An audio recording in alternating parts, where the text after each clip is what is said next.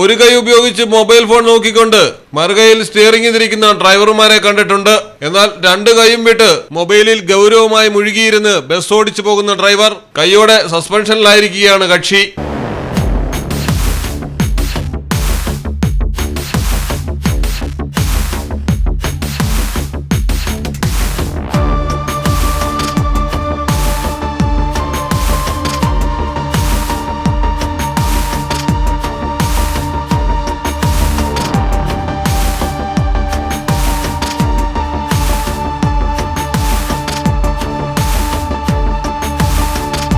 നവി മുംബൈയിലെ municipal ട്രാൻസ്പോർട്ടിലെ bus ഡ്രൈവറാണ് ഈ വിധം യാത്രക്കാരുടെ ജീവൻ വെച്ച് പന്താടിയത്.